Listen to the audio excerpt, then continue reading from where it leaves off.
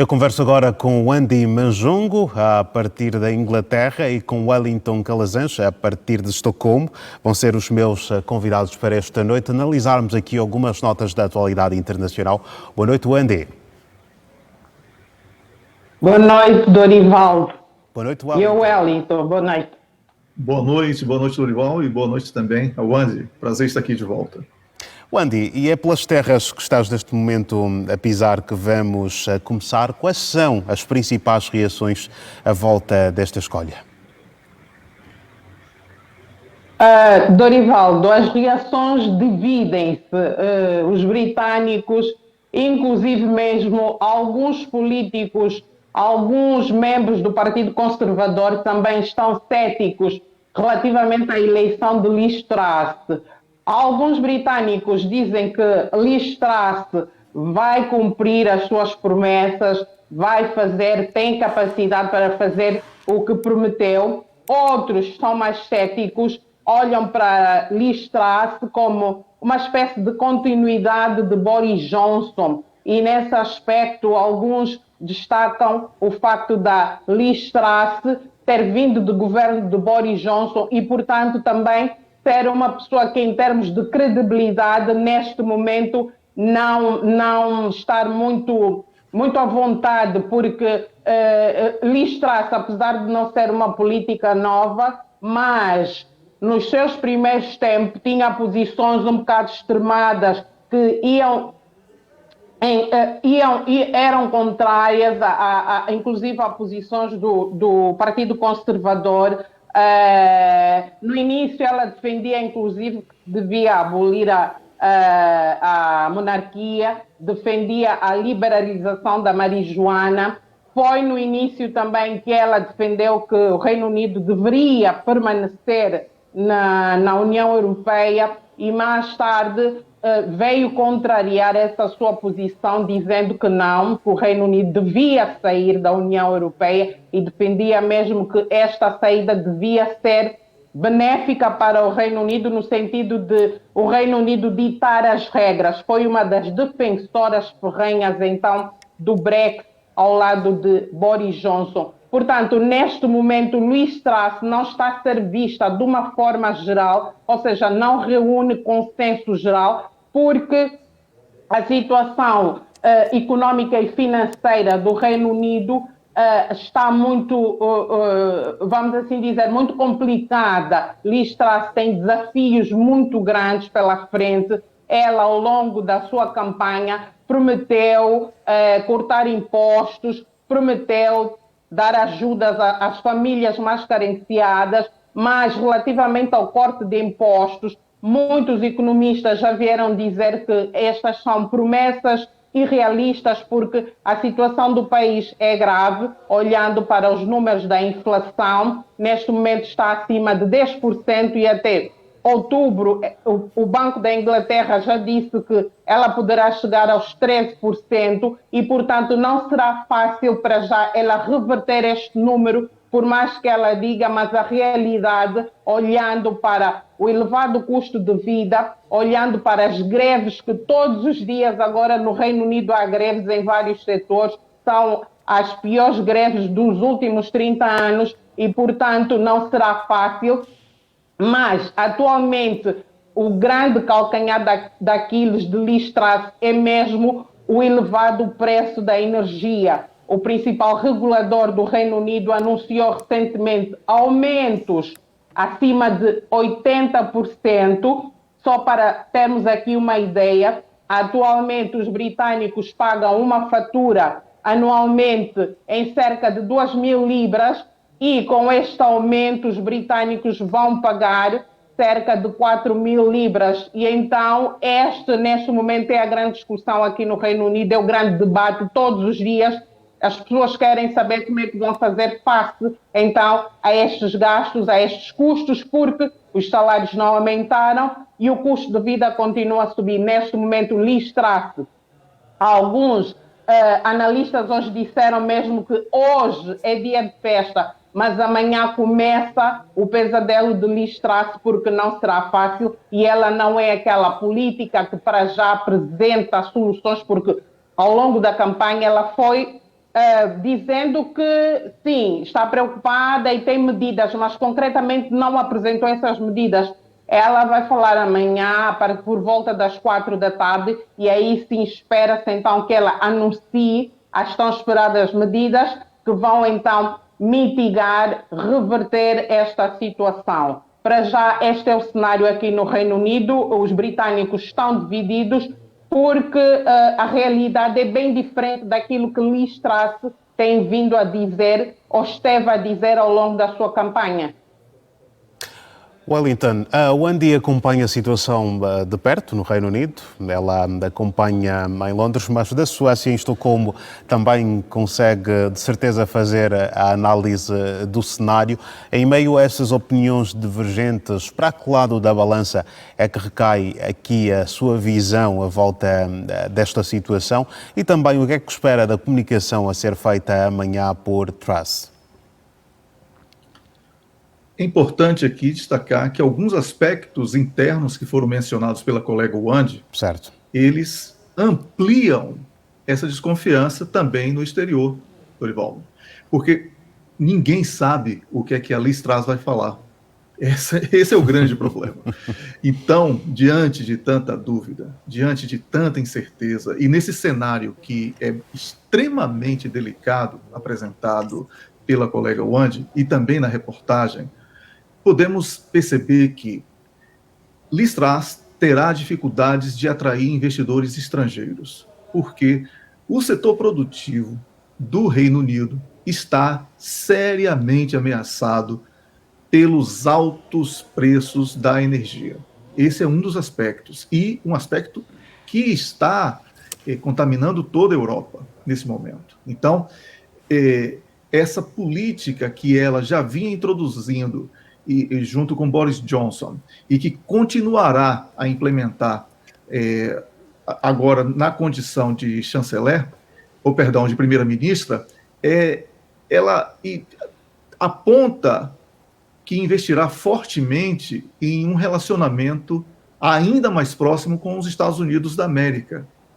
É o que a imprensa sueca diz. Inclusive, aqui na Suécia, também na Noruega, que foram as duas que eu li mais sobre as reações aqui entre os países nórdicos, a Liz Truss é pelo menos tão forte no apoio à Ucrânia e nas críticas a Vladimir Putin quanto foi o Boris Johnson, porque, na verdade, ela vai dar sequência a uma política que ela vinha exercendo. Mas tem aqui alguns aspectos que nós não podemos ignorar em tudo isso. A questão do Brexit, que foi colocado também pela colega Wendy, que poderá gerar uma série de fissuras com alguns países europeus, e isso poderá prejudicar de maneira extremamente elevada as pretensões dela na relação com os países europeus. E um outro aspecto é que há rumores, eu não cravo aqui, que vai ser anunciado, de que o próximo chanceler britânico será Kwasi Kwarteng. Ele é negro e a imprensa do Reino Unido fala que ele deverá ser o novo chanceler britânico para tentar uma reaproximação com o continente africano. Mas não basta apenas ser negro, tem que gostar de negro e tem que gostar do continente africano para promover essa aproximação.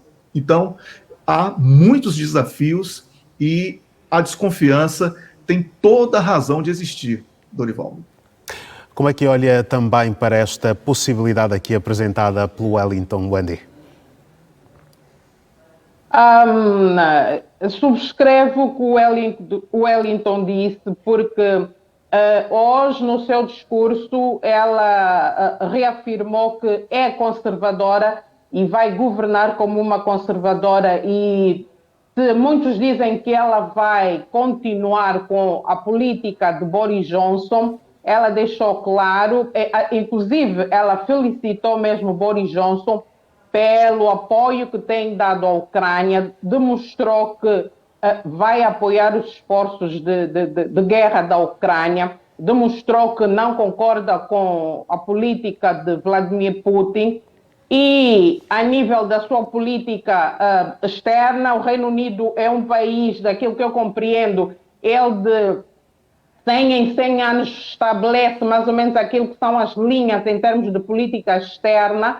Os Estados Unidos é o seu grande parceiro, é o seu grande aliado. Isto ficou claro. Liz Truss, ao longo da sua campanha, também deixou claro que esta relação vai se manter. E, de facto, é o que o Wellington disse, porque hoje foram ouvidos algumas associações de indústrias, sobretudo, para perceber então o impacto que está a ter este elevado preço da energia. E, como disse o Wellington, haverá sim dificuldades para os investidores, porque o Reino Unido, apesar de ser a 7ª economia do mundo, apesar de ser este país do primeiro mundo, este país rico, mas vive muito também de investimento estrangeiro. No setor financeiro praticamente é dominado por estrangeiros. Há aqui muito investimento estrangeiro. E olhando para esta realidade atual, Liz Truss, de facto, terá muitas dificuldades então para atrair esse investimento e tornar o Reino Unido esse país próspero que os britânicos estão habituados, que estão com muita dificuldade em lidar atualmente com este cenário.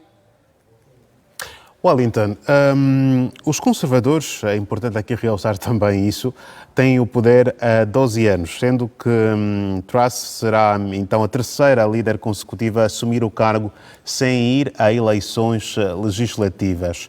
Acha que isso atribui até certo ponto um maior desafio ao cargo? Olha, eu considero, porque se você for olhar o universo de votos que ela teve dentro do partido, e comparar com a população do Reino Unido, ela tem 0,3% de apoio para governar um país. Então é muito pouco. Então, se for considerar nesses números e todas as dificuldades que foram elencadas, tanto na reportagem introdutória que você propôs para o debate, como até mesmo nas suas perguntas, e na inteligente fala da colega Wandi, que está no terreno, nós podemos ver que os desafios são enormes. E, Dorivaldo, isso poderá precipitar mais uma queda de mandato no Reino Unido, porque somente uma eleição com todo o povo do Reino Unido escolhendo o sucessor poderá abrandar o nível de revolta que está sendo formado com essas greves, com o desemprego, a elevada inflação e o péssimo relacionamento com outros países. E isso tudo é um conjunto, né, que realmente forma um grande obstáculo ao sucesso do governo que começará a partir de amanhã. Wandi, vamos passar para um próximo assunto, mas não sem antes sabermos se tens mais algum ponto a acrescentar aqui. Eu gostava de acrescentar este último ponto. Como dizia o Wellington, é verdade, ela terá muitas dificuldades a nível do Parlamento, porque hoje mesmo o principal líder da oposição do Partido Trabalhista já veio dizer que está à espera que ela apresente rapidamente soluções para os problemas que o país enfrenta. E quando ela for presente ao Parlamento, porque o Reino Unido tem uma tradição que é específica, não é específica deles, mas é diferente de muitos países em termos de governação. O primeiro-ministro, uma vez por semana, vai ao Parlamento prestar esclarecimentos sobre aquilo que está a fazer a nível da política interna e às vezes também externa. E, portanto, pelo aquilo que eu percebi do líder do Partido Trabalhista, Liz Truss será sim muito fustigada, será sim muito pressionada para dar resposta à situação que o país vive, e não só internamente, porque no seu discurso de hoje ela falou também que é preciso unir o partido. O Partido Conservador, depois da saída de Boris Johnson, aliás, Boris Johnson demite-se por causa dos problemas internos. Havia divisão dentro do partido. O Partido Conservador não estava unido porque rapidamente nós vimos, depois da sua demissão, posicionaram-se logo 10 candidatos. E isso demonstrou que o partido estava fragilizado internamente. Então ela fala em unir o partido. E inicialmente, acredito que é com base nesta união que ela vai tentar agarrar-se ao cargo, mas de acordo com aquilo que o Wellington disse, não será fácil. e não nos admiremos se ela rapidamente receber uma moção de censura e ser também ela obrigada a admitir-se. Aliás, isto parece que nos últimos tempos é uma tradição aqui no Reino Unido a nível dos primeiros ministros. Estamos aí a prever dias desafiantes para a próxima Primeira-Ministra. Vamos então aqui olhar para um outro assunto. Wellington, as presidenciais no Quênia, acontece que o Tribunal Supremo acaba assim de validar a vitória de William Ruto após um processo que foi apresentado de recurso no Tribunal por Odinga, alegando ter inclusive provas suficientes para mostrar que de facto havia vencido as eleições, facto que acabou por não ser confirmado. Pois é. Esse tema foi uma grande conquista, na minha opinião, para o continente africano, porque aquele impasse em torno do resultado das eleições no Quênia estava sendo, assim, motivo de decepção, porque todos já esperavam que logo após o anúncio dos resultados houvesse ali a aceitação por parte dos concorrentes. E não houve isso. E mesmo que o resultado tenha sido extremamente apertado, a diferença foi muito pequena, né, como sabemos, foi uma disputa muito ranhida, como falamos no português de Angola. Na democracia, o vencedor, por um único voto de diferença, ele é o vencedor e passa a ser o presidente de todos. Essa cultura de não aceitar o resultado eleitoral, ela tem manchado bastante a política no continente africano como um todo. Observe que sempre recorrer à justiça para resolver aquilo que o povo já decidiu nas urnas é um recurso que enfraquece a legitimidade popular. É um desafio que é supérfluo, porque uma eleição ela deve ser disputada no campo eleitoral, obedecendo regras eleitorais. Então, a decisão do Tribunal Supremo do Quênia foi um marco positivo na história daquele país, mas acende mais uma vez um alerta.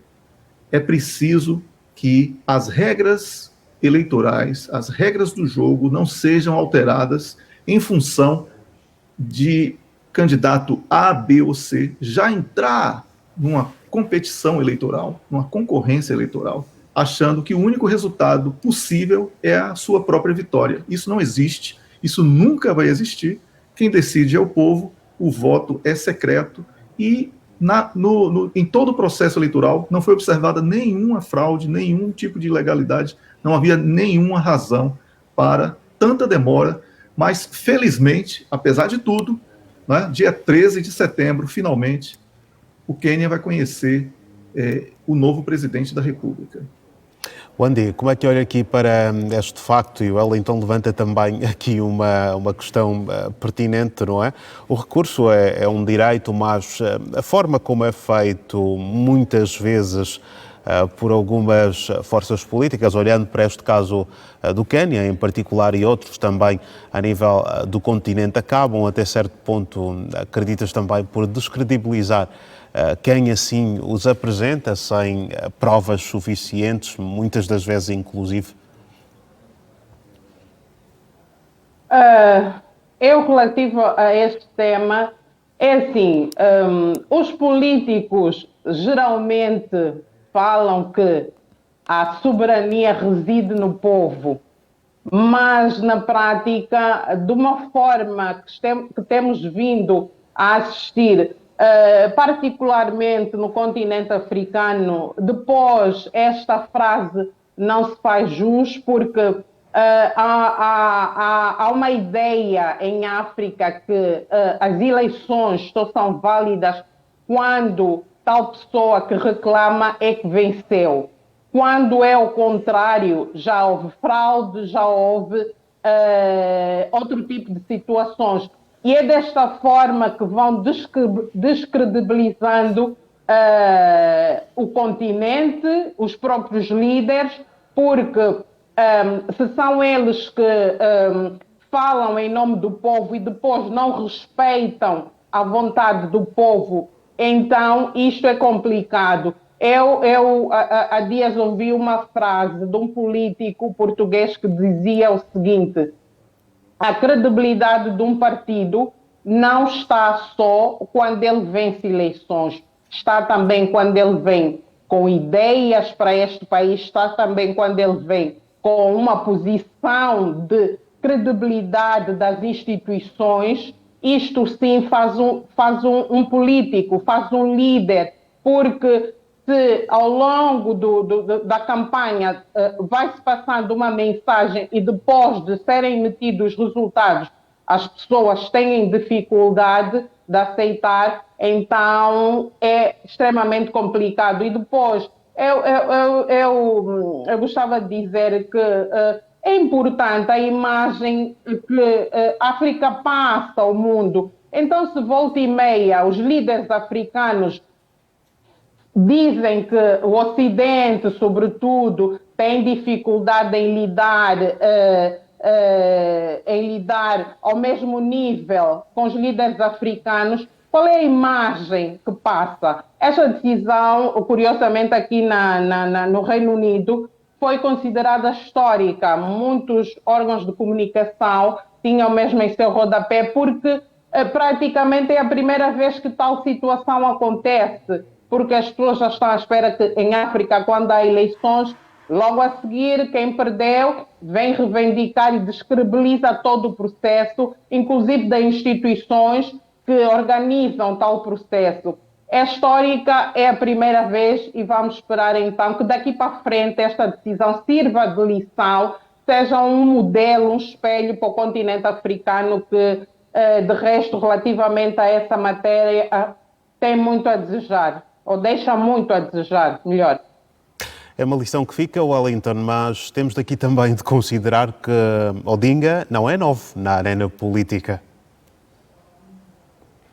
Exatamente, a quinta vez que ele perde. E dessa vez o desespero foi mais forte, não é? E por isso que eu falo que, com a experiência que ele tem, ele poderia contribuir de uma maneira muito melhor.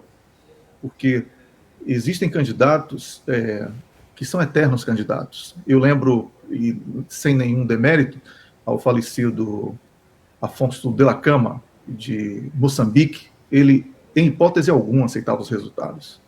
Eu até, comentando numa rádio em Angola, eu falava que existia no continente africano uma doença chamada delacaminização.